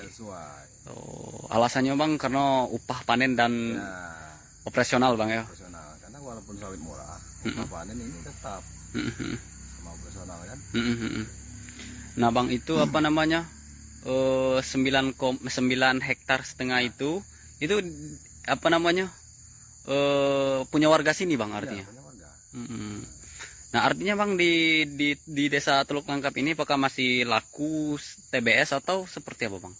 Kalau hari ini loading tidak menerima buah. Hari ini tidak menerima Bang ya? Oh, artinya di Desa Teluk Langkap ini sudah tutup semua loading Bang? Bahkan ada beberapa hari yang lalu beli masih harga tinggi, ternyata jual di harga rendah, tekor ya, tekor bulan. Iya ini masyarakat sini Bang apa namanya sudah beralih ke sawit semua Bang ya? Sudah mayoritas sudah ke sawit semua karena tergiur karena sawit ini harganya bakal naik kan. Tapi ternyata hari ini tidak ada ya, harga tidak sesuai. Apalagi dengan janji-janji pemerintah ini kan pemerintah bakal bantu lah, bakal buka ekspor impor kan, tapi ternyata hari ini bahkan jauh lebih hancur kan dari sebelumnya. Bang, informasi yang kita terima Bang dari warga di sini Bang, itu berapa harga sawit terakhir Bang? Hari ini kan sudah tutup kan, nah terakhir masyarakat petani menjual sawit itu berapa harganya Bang? Kemarin sempat 400 perak. 400 perak Bang. Oh, 400 perak dari harga sebelumnya. Tribuners, kita beralih ke informasi berikutnya. Puluhan hektar tanaman padi petani di beberapa tempat di Kabupaten Sinjai, Sulawesi Selatan terdampak cuaca ekstrim.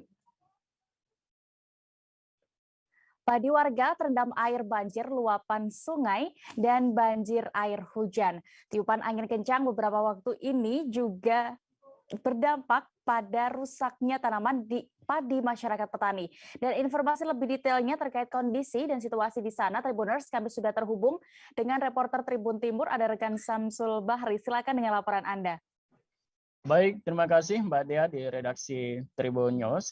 Dan selamat siang pada seluruh pemirsa Tribuners dimanapun Anda berada, bahwa saat ini Kabupaten Sinjai, Provinsi Sulawesi Selatan sudah hampir 1 bulan dilanda dengan cuaca ekstrim yang berupa hujan lebat disertai dengan angin kencang.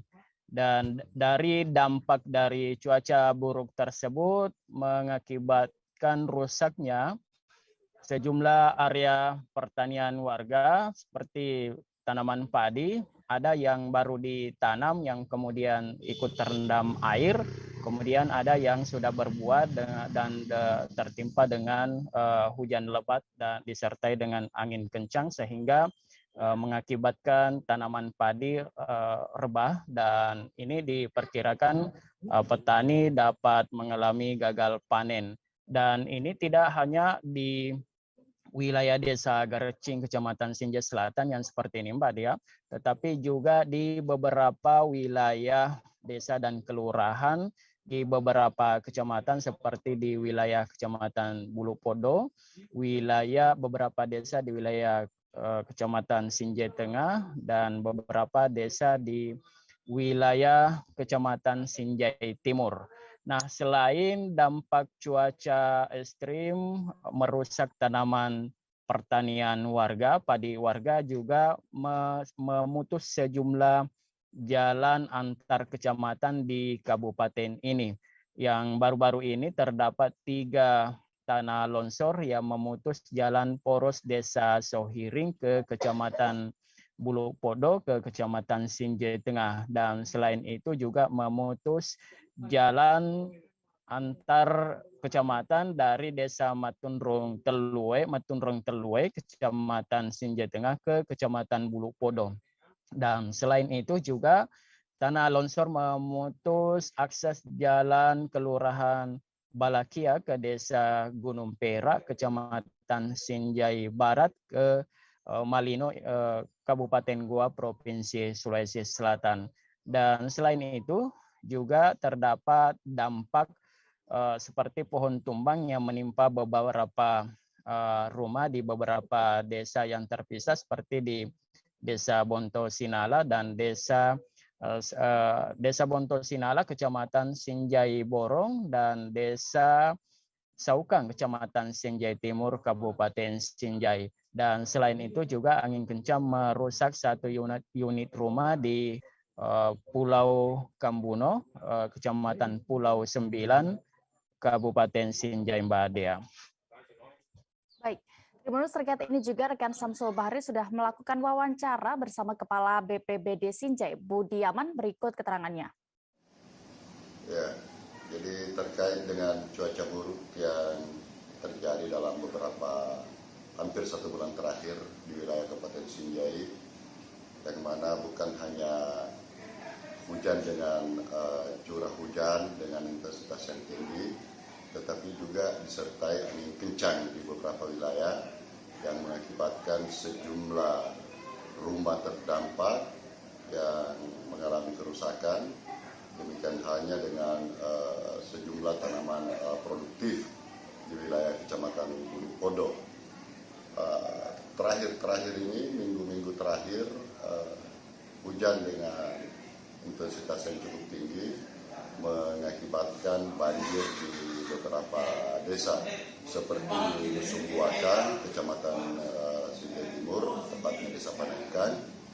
Itu mengakibatkan sejumlah tanaman padi yang mulai tumbuh terendam air sehingga berpotensi mengalami kerusakan di lahan sekitar 20 hektar. hal yang sama juga terjadi di wilayah Kecamatan Sinjai Selatan. Juga tanaman padi yang justru mulai berbuah itu rebah dan diakibatkan hujan dan angin kencang. Sehingga harapan kita mudah-mudahan dengan kondisi cuaca seperti sekarang ini masyarakat dapat lebih berhati-hati dan lebih meningkatkan kewaspadaan menghadapi segala kemungkinan-kemungkinan yang tidak kita inginkan bersama, utamanya di daerah-daerah yang memang rawan terjadi bencana seperti longsor yang juga telah terjadi di beberapa wilayah, khususnya di Kecamatan Sinjai Tengah, Kecamatan Sinjai Borong. Tribuners, ketersediaan minyak goreng curah di Kota Banjarbaru, Kalimantan Selatan kini mulai melimpah. Terpantau persaingan harga minyak goreng curah di Banjarbaru pun juga mulai terlihat. Permintaan minyak goreng curah juga cukup tinggi di tingkat pengecer, yakni hingga 10.000 liter per harinya. Untuk lebih detailnya terkait berapa harga terkini minyak goreng curah di sana akan diinformasikan rekan Bilna Sari, reporter Banjarmasin Pos yang sudah siap dengan laporannya. Silakan rekan. Ya, terima kasih rekan Dea. Tribuners, hingga saat ini di tempatnya di Kota Banjarbaru, Kalimantan Selatan, harga minyak goreng curah di sini sudah mulai mengalami penurunan sesuai harga standarnya. Bahkan juga ada yang sudah menjual di bawah dari harga standar hingga 11.000. Dan terpantau untuk di pasar Untung Kota Banjarbaru sendiri yang merupakan pasar terbesar di Kota Banjarbaru, harga minyak goreng curah kini hanya Rp13.000 per liter dan 13.000, dan penjualan minyak goreng curah sendiri di tingkat agen kini sudah relatif tinggi, yakni hingga 10.000 liter per hari. Dan minyak goreng curah sendiri pasokannya untuk Kalimantan Selatan kini sudah melimpah. Berdasarkan data dari Dinas Perindustrian Kalimantan Selatan, saat ini sudah ada 3 produsen minyak goreng curah yang ada di Kalimantan Selatan, yakni PT Inti Benua Perkasa Tama, PT Sime Darby Oil, dan PT Sinarmas. Sementara untuk distributor sendiri yang menjual yang mendistribusikan ke pengecer di pasar ada 7 perusahaan, yakni PT Sawit Tunggal Artajaya, PT Galip Agro, PT Wangsa Mitra Usaha Perkasa, PT Persero, PT Raja Wali Nusindo, Bulog, dan Koperasi Konsumen Sawit Setara. Dan untuk menjadi distributor sendiri berdasarkan keterangan dari Kadis Perindustrian Provinsi Kalimantan Selatan, Mahyuni, jika untuk menjadi distributor harus memiliki PT dan juga memiliki tangki ramah lingkungan untuk mengangkut minyak goreng curah ke para pengecer. Dan harga minyak goreng curah dan pasokan minyak goreng curah sendiri kini sudah ada banyak di pasaran dan dijual secara eceran per liter dan juga ada dijual grosir dengan lebih dari 3 liter. Begitu rekan Dea. Baik. Tribuners, rekan Belna juga sudah melakukan wawancara bersama salah seorang pedagang minyak goreng curah, yakni Abdullah di sana. Berikut informasinya. 10.000 sehari. Oh, 10.000 liter sehari lah. Soalnya yang beli itu jarang seliter berarti lah. Jarang seliter. Rata-rata rumah makan. Iya, rata-rata rumah makan yang beli. Kalau pakai bungkus 14.000 kalau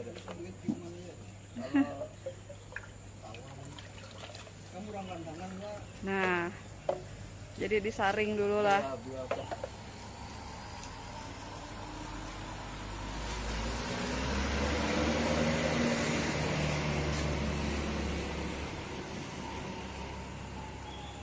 Sudah pernah memakai minyak goreng curah Piana di rumah? Udah. Kayak apa, ada bedanya lawan minyak goreng kemasan? Nggak ada bedanya, sama aja. Iya. Oh, untuk ini. Informasi berikutnya datang dari Sulawesi Barat, Tribuners, melalui pemutakhiran data pemilih berkelanjutan atau PDPB, KPU Mamuju terus berupaya memastikan seluruh warga terdaftar sebagai pemilih pada pemilu 2024 mendatang. Dan berdasarkan hasil rekapitulasi PDPB Kabupaten Mamuju, untuk triwulan kedua periode April, Mei, Juni ini tercatat jumlah pemilih yakni sebanyak 165.080 orang. Untuk data lebih detailnya akan dilaporkan rekan Habludin Hambali, reporter dari Tribun Sulbar yang sudah bergabung bersama kami di sana. Silakan rekan. Ya, betul sekali rekan Dia dan Tribuners dimanapun Anda berada dapat saya informasikan bahwa pihak KPU Mamuju di Provinsi Sulawesi Barat telah melakukan rekapitulasi data pemilih berkelanjutan untuk triwulan 2 di bulan Juni ini, dan hasilnya ada sekitar 165.080 data pemilih yang ada di Kota Mamuju ini, Provinsi Sulawesi Barat. Dan hasil rekapitulasi ini ada penurunan dibandingkan dengan rekap yang bulan sebelumnya, karena ada sekitar 100 kurang lebih 100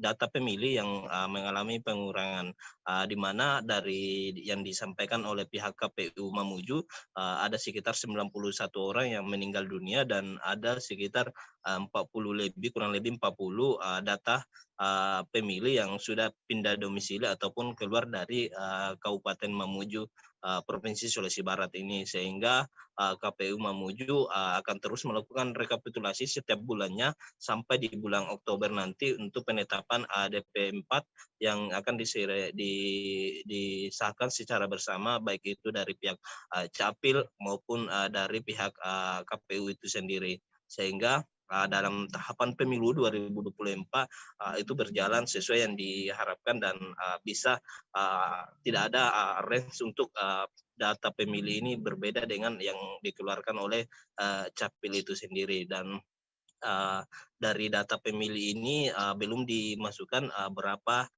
data yang perekaman baru di Capil yang dimasukkan seperti data pemilih pemula, dan ini yang akan terus diupdate oleh KPU Mamuju pada saat rekapitulasi data pemilih di setiap bulannya. Dari informasi yang kami dapatkan di saat mengikuti rapat rekapitulasi triwulan kedua di KPU Mamuju ini mengatakan bahwa ini masih bersifat sementara, belum diputuskan yang akan digunakan di pemilu tahun 2024 mendatang. Demikian rekan Dea. Baik, Tribuners, berikut juga rekan Habludin sudah mendapatkan keterangan dari Ketua KPU Mamuju Hamdan Dangkang. Selengkapnya kami tampilkan. Daftar pemilih berkelanjutan periode kedua di bulan Juni ini sejumlah 185.080 dengan rincian. Jadi jika dibandingkan dengan pemilih atau yang ditetapkan sebelumnya, itu ada mengalami penurunan atau pengurangan kurang lebih 100 lebih ya, kurang lebih 100. Ada 91 orang yang meninggal, kemudian ada 40-an itu pindah domisili atau pindah keluar dari Wilayah Kabupaten Panukal Abab Lematang Ilir atau Pali, Provinsi Sumatera Selatan dalam waktu dekat akan memberlakukan tilang elektronik atau Electronic Traffic Law Enforcement atau ETL, dan pemasangan perdana tiang panjang kamera CCTV ini juga masih dalam tahap pengerjaan. Di mana saja titiknya akan dilaporkan rekan Regen, reporter Sriwijaya Pos yang sudah bergabung bersama kami. Silakan rekan. Baik, terima kasih rekan Dea. Tribuners dimanapun berada, dapat kami sampaikan bahwa saat ini Kabupaten Pali dalam waktu dekat akan menerapkan tilang elektronik atau ETL, di mana tujuan akan diterapkannya ETL ini guna menekan tingkat kecelakaan yang ada di Kabupaten Pali. Mengingat masih tingginya angka kecelakaan, sehingga diharapkan dengan diterapkannya ETL ini bisa meningkatkan kesadaran masyarakat tentang keselamatan berkendara saat itu. Kemudian diresmikannya ETL ini serentak di 17 kabupaten kota di Sumsel pada tanggal 1 Juli 2022, di mana bertepatan dengan HUT Bayangkara. Nah, di Kabupaten Pali sendiri itu diajukan ada 6 titik yang tersebar di seluruh wilayah Bumi Serapat Serasan. Namun berdasarkan informasi yang didapat, proses pengajuan lokasi titik ETLE ini, Bupati Pali mengajukan penambahan lokasi sehingga nantinya akan ada 10 titik yang akan disiagakan di Kabupaten Pali. Kamera CCTV ini juga akan memotret pelanggaran lalu lintas tak hanya siang hari namun juga malam hari. Kapolres Pali AKBP Rizal, maksud kami ulangi, AKBP Pranedi melalui Kasat Lantas AKP Sulis, di mana pihaknya terus mensosialisasikan ETLE ini.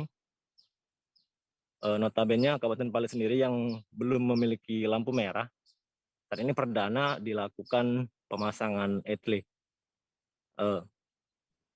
Sehingga untuk apabila nantinya sudah diresmikan oleh Kapolda Sumsel, namun di lapangan belum dilakukan penindakan, di mana secara serentak nasional akan diberlakukan 1 Januari 2023.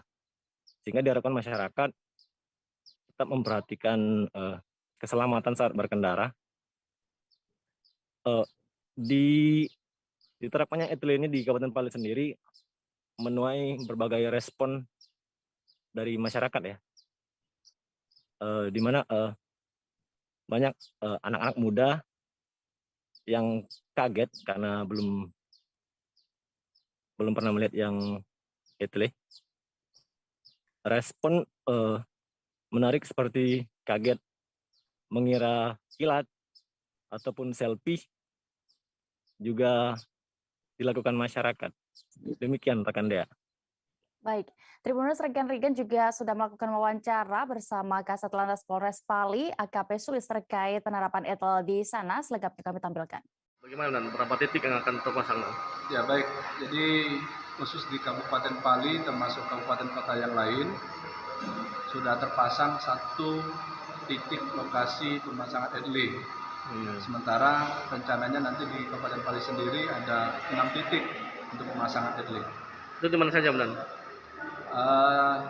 Mulai dari sepanjang jalan poros, ya, jalan provinsi dari gerbang Kabupaten Pali sampai dengan Simpang 5, termasuk ke perbatasan Moba dan perbatasan ke Lubuk Linggau. Itu langsung lakukan penindakan atau gimana, Bang, saat ini? Untuk saat ini baru tahap sosialisasi kepada seluruh lapisan masyarakat. Rencananya nanti tanggal 1 Juli akan di-launching di 1 titik masing-masing kabupaten kota untuk pelaksanaan operasional ETLE. Tetapi belum dilakukan untuk penindakan terhadap pelanggar-pelanggar yang tercapture di kamera ETLE tersebut. Itu pelanggaran jenis apa yang akan ditindak melalui CCTV? Untuk pelanggaran sendiri yang kasat mata terlihat mulai dari helm, kemudian TNKB, kaca spion, termasuk safety belt ataupun pengemudi kendaraan yang menggunakan handphone saat berkendara. Kita ke Sumatera Utara, Tribuners, peletakan batu pertama revitalisasi lapangan Merdeka di Medan yang harusnya pada Senin 26 Juni 2022 kemarin harus ditunda. Wali Kota Bobi Nasution menyatakan bahwa Presiden Joko Widodo juga sudah menetapkan penjadwalan untuk menghadiri acara peletakan batu pertama itu. Dan untuk selengkapnya akan disampaikan reporter Tribun Medan, kami sudah terhubung dengan rekan Anissa di sana. Silakan rekan. Baik, Dea, selamat siang dan Tribuners, bahwa untuk peletakan batu pertama revitalisasi lapangan Merdeka itu akan diundur pada tanggal 7 Juli. Dan pada tanggal 7 Juli itu juga bertepatan dengan diundurnya Hari Keluarga Nasional, di mana nantinya Bapak Presiden Joko Widodo akan hadir dalam kegiatan tersebut dan untuk peletakan sekaligus peletakan batu pertama revitalisasi. Kendati diundurnya tanggal revitalisasi ini, tetap untuk pembangunan dan segala sistematis yang sedang berada di alokasi Lapangan Merdeka itu tetap berjalan sebagaimana biasanya, di mana para 12 tenan yang ada di Lapangan Merdeka juga sudah tutup, dan begitupun dengan para lapak buku bekas yang ada di Lapangan Merdeka itu sudah mulai mengosongkan barang-barangnya. Namun untuk dari segi peletakan batu pertama memang diundur, dan nantinya untuk pemulai pengerjaan revitalisasi juga nantinya akan diundur pada bulan Juli. Namun Wali Kota Medan belum memastikan tanggal kapan peletakan batu pertama itu, pembangunan pertama akan dilakukan. Demikian. Baik, Tribuners, terkait ini juga rekan Anissa sudah mendapatkan keterangan dari Wali Kota Medan, Bobi Nasution. Berikut keterangannya. Pak Wali. Ya, perkembangannya tetap berjalan sesuai dengan apa yang sudah dijadwalkan. Mohon doa dan dukungannya untuk bisa kita lakukan. Untuk peletakan batu pertama jadinya diundur tanggal 7 ya Pak Wali? Diundur tanggal 7, tapi proses untuk pengerjaan tetap kita lakukan. Untuk pemegang tendernya ini siapa Pak Wali?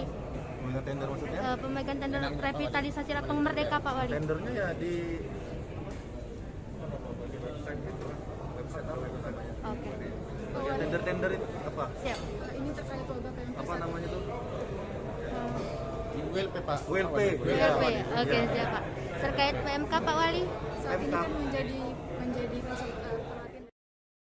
Ratusan jemaah calon haji asal Bangka Belitung akan kembali diberangkatkan ke Tanah Suci pada Rabu 29 Juni 2022 besok. Dan pada hari ini, Tribuners, diadakan acara pelepasan di Gedung Serbaguna atau GSG Asrama Haji Bangka Belitung dan dilepas langsung oleh penjabat Gubernur Ridwan Jamaluddin. Untuk informasi lebih detailnya terkait ini dan juga situasi di sana akan dilaporkan reporter Bangka Pos. Kami sudah terhubung dengan rekan Cici Nasyanita di sana. Silakan. Baik, diinformasikan kepada Tribuners, memang hari ini tadi sebanyak 258 calon jemaah haji ditambah dengan 2 petugas jemaah haji dilepaskan oleh penjabat Gubernur Ridwan Jamaluddin tadi sekira jam 6 waktu Indonesia Barat. Kemudian para jemaah ini akan langsung bertolak ke Palembang dan kemudian tukar pesawat sekira menanti 4 jam di Palembang dan akan langsung ke Mekah dengan perjalanan 10 jam perjalanan. Dan sebelumnya diprediksikan para jemaah ini akan tiba di Mekah sekira jam 7 waktu Arab Saudi. Saat pelepasan tadi juga pejabat Gubernur Ridwan Jamaluddin menyampaikan beberapa pesan terutama untuk para jemaah agar tetap menjaga kesehatan dan hemat energi dalam artian tidak melakukan hal-hal yang tidak menjunjang ibadah hajinya. Hal ini agar kesehatan para jemaah tetap terjaga. Dan juga tadi dilaporkan oleh kantor kesehatan pelabuhan yang melakukan pemeriksaan kepada 260 calon jemaah haji ini dinyatakan layak terbang karena memang memenuhi persyaratan seperti PCR dan juga dilakukan tadi tes kehamilan bagi wanita yang usia subur. Dan juga tadi informasi juga untuk kesehatan para jemaah haji 15% memang didominasi oleh penyakit hipertensi namun sudah diantisipasi oleh pihak KKP dengan memberikan perawatan sehingga tensi yang tadinya ada salah satu jemaah tinggi bisa turun atau bisa normal dan memenuhi syarat untuk layak terbangnya. Kemudian juga memang hari ini tadi masuk kembali 228 calon jemaah haji yang direncanakan akan berangkat haji atau menuju Mekah besok pada tanggal 29 Juni 2022. Dan para calon jemaah haji ini juga tadi mendapatkan beberapa fasilitas saat di asrama haji, salah satunya mendapat gelang identitas, kemudian mendapatkan uang cost living yang senilai 6 juta rupiah dalam bentuk real, dan juga para calon jemaah juga mendapatkan 3 tas ya, yakni koper, tas dada, dan tas lempang. Dan tadi juga di saat keberangkatan mereka sudah memakai baju yang serba putih, dan seperti itu rekan Dea. Baik, terima kasih rekan Cici Nasya untuk laporan Anda. Selamat kembali bertugas. Kita beralih ke informasi berikutnya Tribuners, masih seputar ibadah haji. Pelepasan calon jamaah haji asal Sulawesi Utara akhirnya selesai pada Senin 27 Juni 2022 kemarin pukul 9 malam waktu Indonesia Tengah. Sebelumnya mereka berkumpul di Gedung Serbaguna untuk mengikuti acara pelepasan yang dipimpin langsung oleh Sekretaris Provinsi Sulut Praseno Hadi. Bagaimana kegiatannya saat itu akan diinformasikan rekan Randy Umar, reporter dari Tribun Manado yang sudah siap dengan informasinya. Silakan rekan. Oke, selamat siang ya Tribuners. Saya hari ini dari Manado, Sulawesi Utara akan melaporkan hasil liputan saya Tribuners pada malam kemarin pada sekitar pukul 9 malam waktu Indonesia Barat. Memang di sini di Manado dilaksanakan pelepasan calon jemaah haji dari Provinsi Sulawesi Utara yang saat itu akan bersiap untuk pergi ke Balikpapan, embarkasi ke Balikpapan. Nah, tadi malam Tribuners memang setelah persiapan acara pelepasan haji yang dipimpin oleh Sekprov Praseno Hadi Provinsi Sulawesi Utara, dan langsung setelah dilakukan pelepasan para jemaah, barang-barang dari para jemaah langsung diangkut ke dalam bus yang telah disediakan. Jadi mereka mulai melaksanakan kegiatan pengangkatan barang-barang mereka yang akan dibawa ke Mekah sejak pukul 12 malam. Jadi sejak pukul 12 malam barang-barang telah diangkat, dan tepat pukul jam 1 setelah semua barang terangkat semua, mereka sudah naik ke bus, dan langsung dari situ mereka langsung dibawa ke Bandara Samratulangi mulai berjalan jam 1 malam. Terus pada waktu jam 4 subuh pagi, mereka langsung menuju dari Bandara Samratulangi menuju ke Balikpapan. Nah, tadi saya baru saja menghubungi Kabid Haji Kementerian Agama Provinsi Sulut dan mengkonfirmasi bahwa mereka dari Kementerian Agama Provinsi Sulut telah menyerahkan calon jemaah haji itu di daerah Balikpapan, dan mereka sepenuhnya saat ini memang sudah menjadi bagian dari embarkasi Balikpapan untuk diterbangkan ke Jeddah, Arab Saudi pada esok hari pukul 7 pagi. Nah, dari hasil PCR tes yang telah dilakukan, alhamdulillah 323 jemaah haji itu dinyatakan negatif dari COVID-19, dan mereka pun akhirnya semuanya mereka yang telah bersiap diri dan telah mendaftarkan diri, semuanya akhirnya bisa berangkat dengan baik, dan besok mereka akan berangkat dan akan kembali lagi ke Indonesia setelah dari Arab Saudi. Dan pemerintah Provinsi Sulawesi Utara juga memberikan setiap calon jemaah haji itu bantuan setiap jemaah Rp2.500.000. Jadi setiap calon jemaah dari 323, jadi kalau dikalikan 323 kali 2.500.000 mendapatkan uang nominal bantuan dari Pemprov Sulawesi Utara sekitaran 800 juta lebih diberikan khusus untuk calon jemaah haji yang akan berangkat ke Tanah Suci. Itu saja yang bisa saya sampaikan. Jadi posisi dari jemaah haji sekarang sudah berada di Makassar. Saya tanya juga tadi, kesehatan mereka terjamin.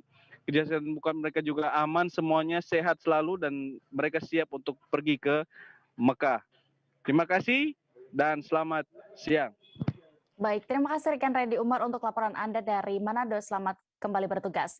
Kita beralih ke Kalimantan Utara. Tribuners, Kabupaten Nunukan telah memasuki hari pertama penerimaan peserta didik baru atau PPDB pada kemarin. PPDB tahun ajaran 2022-2023 ini di SMA Negeri 1 Nunukan contohnya terpantau ramai sejak pagi. Ada 4 jalur yang digunakan untuk PPDB, dan apa saja itu? Bagaimana penjelasan detailnya akan disampaikan rekan Febrianus Felis, reporter Tribun Kaltara yang sudah siap dengan informasinya. Silakan.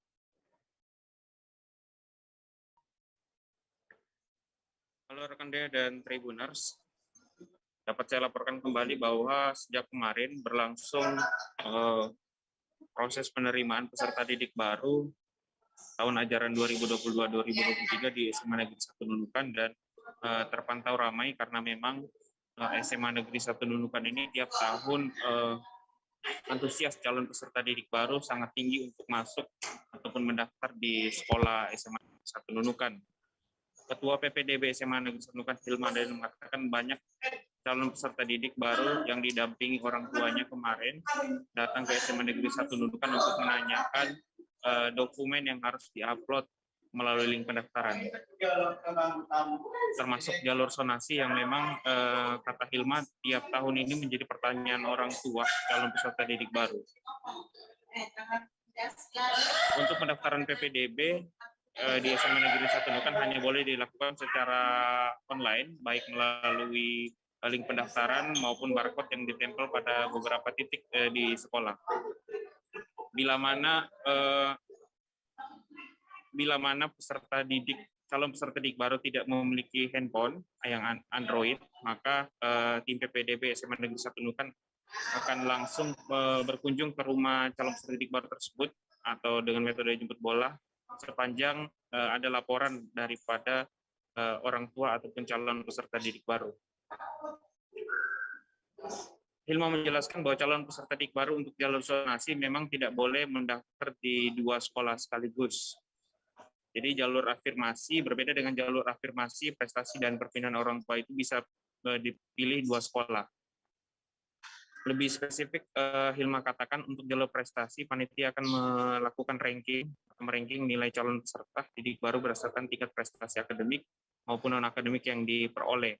Jadi untuk tiap prestasi, baik dari tingkat kabupaten, nasional, provinsi hingga nasional itu ada nilainya masing-masing, sehingga ketika nilainya sama, maka akan berlaku jarak rumah atau kembali ke jalur zonasi. Akan menjadi pertimbangan untuk penerimaan peserta didik tersebut. Hilman juga membeberkan kendala orang tua atau calon peserta didik baru saat mendaftar adalah ketika mengupload dokumen lupa melakukan klik submit di link pendaftaran, sehingga mereka menganggap terkirim tapi ternyata belum, sehingga otomatis berkas yang mereka upload tersebut tidak terkirim atau terbaca di sistem dan mereka harus kembali melakukan itu sebanyak 3 kali batasnya. Adapun wilayah zonasi yang bisa melakukan pendaftaran di SMA Negeri 1 Nunukan yakni Nunukan Timur selain zona 2 itu Nunukan Utara, Nunukan Barat, Nunukan Tengah dan Desa Binusan. Wilayah Nunukan Timur yang tidak masuk di zona 1 yakni Jalan Pelabuhan Baru, Porsas, Manunggal Bakti, Pangkalan Posa, Lumba-Lumba, Angkasa dan Sungai 9. Sekedar diketahui untuk jalur zonasi di SMA Negeri 1 Nunukan itu daya tampungnya 68% dengan jumlah peserta didik 195 orang. Jalur afirmasi itu ada daya tampungnya 20% dengan jumlah 58 peserta didik. Jalur perpindahan tugas orang tua atau wali dengan daya tampung 2%, jumlah peserta didiknya 6 orang. Terakhir jalur prestasi yang daya tampungnya 10% dengan jumlah peserta didik 29 orang. Jadi semua total yang akan diterima di sekolah di SMA Negeri 1 Nunukan sebanyak 288 peserta didik.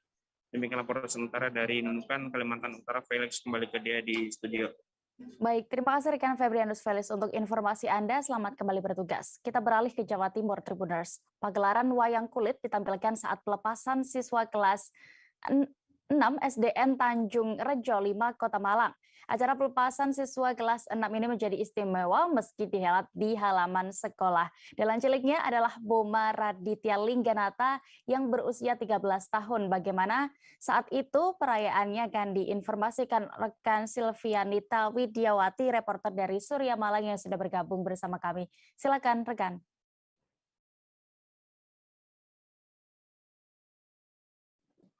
Selamat siang Tribuner dan Dea. Dari Malang saya melaporkan tentang kegiatan pelepasan siswa kelas 6 di SD Tanjung Rejo 5 Kota Malang yang berlangsung cukup unik, yaitu menampilkan kesenian tradisional Jawa berupa pagelaran wayang kulit.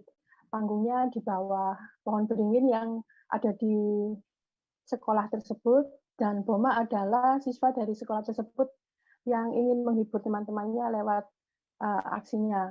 Boma sendiri mengaku agak malu tampil di sekolahnya sendiri, meski teman-temannya juga tahu bahwa dia adalah seorang dalang cilik dan memiliki prestasi di bidang karawitan dan pedalangan.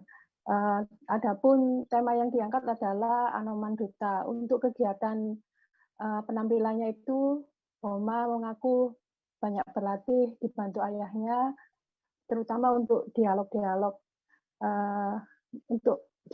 yang dalam cerita tersebut.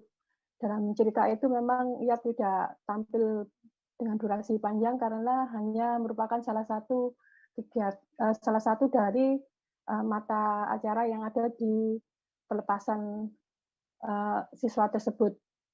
Durasinya cukup 15 menit dan untuk itu hanya ada beberapa tokoh yang ditampilkan yaitu Anoman, Dewi Sinta, dan beberapa lainnya.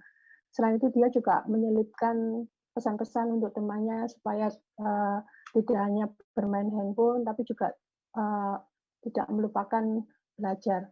Dari pihak sekolah juga mendukung pagelaran tersebut. Menurut Henry Kosida atau Bu Ida, panggilan akrabnya kepala sekolah, untuk pelepasan siswa kelas 6 itu menampilkan kesenian tradisional tradisi Jawa yang menjadi inspirasi dia untuk menggiatkan kembali karawitan di sekolah tersebut. Sebab ia juga baru pindah di sekolah itu 2 pekan dan peralatan karawitan di sekolah ada namun masih belum dimanfaatkan dengan maksimal. Demikian, Dea. Baik, terima kasih rekan Silvi, dan berikut Tribuners kami tampilkan hasil wawancara rekan kami bersama Boma Raditya Lingganata dan juga Henry Cosida selengkapnya. Acara penyerahan siswa kelas 6 atau Purnawiyata tahun ajaran 2021-2022, kita mengangkat kearifan lokal daerah Tanjung, tepatnya di Merganlori ini, mengangkat kesenian tradisional khas Jawa, yaitu di sini ada dalang cilik, yaitu dari kelas 6 siswa kami, namanya Boma. Nah, dia adalah putra dari Pak Nanan yang juga dalang, juga di penggagas untuk di Kota Malang dalang cilik. Anak-anak melestarikan kesenian asli Jawa karena sekarang ini mulai luntur karena pengaruh dari budaya-budaya asing yang sudah mulai masuk. Mama Duta itu sekilas cerita tentang apa sih? Anoman mengamatkan Dewi. Ya, kok memilih itu kenapa? Menarik ceritanya atau menarik ceritanya. Terus tampil di SD sendiri gimana? Malu. Kenapa? Dilihat teman-teman gitu? Ya, teman-teman juga. Tapi kan teman-teman sudah tahu kalau kamu dalang cilik gitu. Udah tahu ya. Jadi ini apa kenangan terakhir gitu mungkin buat sekolah. Gitu ya. Persiapannya gimana? Apa? Persiapannya? Ya belajar kayak percakapannya itu. Oh, gitu ya. Informasi tadi sekaligus menutup perjumpaan kita dalam live update siang ini. Tribuners, lantaran masih di tengah pandemi, kami kembali mengingatkan untuk tetap menerapkan protokol kesehatan meskipun sudah ada pelonggaran dari pemerintah. Jangan lupa juga Tribuners saksikan acara selanjutnya Travel Update di seluruh kanal YouTube Tribun Network. Saya Diamita mewakili kru yang bertugas pamit. Terima kasih dan sampai jumpa.